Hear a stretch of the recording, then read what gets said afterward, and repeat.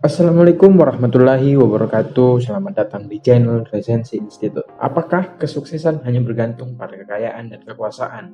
Atau sebenarnya ada oknum tertentu yang mencoba menggiring manusia dengan tujuan untuk memperdaya dirinya? Itulah yang kita rasakan saat ini, bahwa segala lini kehidupan kita telah disusupi oleh materialisme.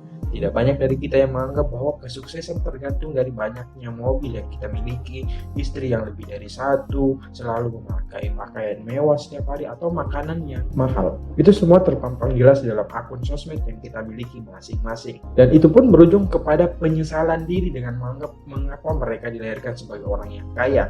Dan bahkan berujung kepada membanding-bandingkan dirinya dengan orang lain yang lebih sejahtera dibandingkan dirinya. Inilah yang coba ingin disampaikan oleh Irma Rahayu dalam bukunya yang berjudul Money Therapy, bahwa ada yang salah dari diri kita ketika kita memaknai tentang uang, hingga berujung kepada mata duitan.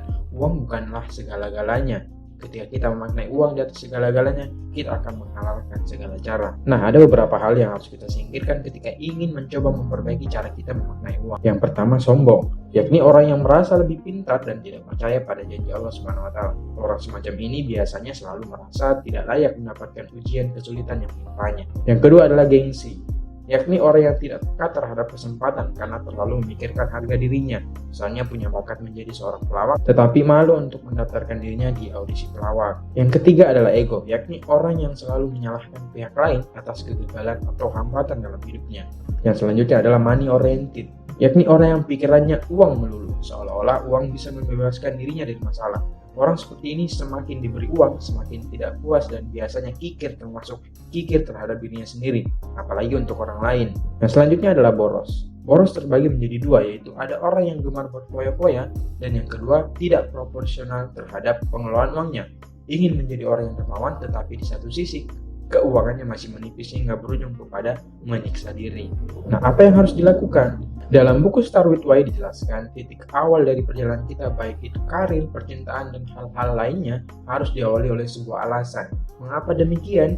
Ketika kita mempunyai alasan dalam melakukan sesuatu dan tentunya bermanfaat untuk orang lain, itu akan membuat kita semangat menjalaninya. Jika dibandingkan dengan pekerjaan yang banyak gajinya dengan pekerjaan yang disuka, meskipun hanya cukup untuk memenuhi kebutuhan sehari-hari, dibandingkan dengan pekerjaan yang menghasilkan banyak uang, tetapi kita tidak ikhlas dalam menjalankannya. Pertanyaannya, bagaimana caranya kita bisa menemukan sebuah alasan dari setiap hal yang ingin dilakukan? Hal yang harus kita lakukan adalah cobalah temukan hal-hal apa yang Anda sukai.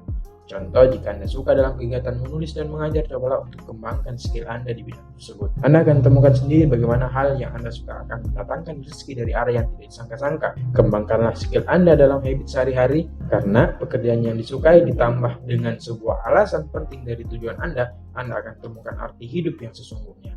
Selamat mencari. Ada pertanyaan?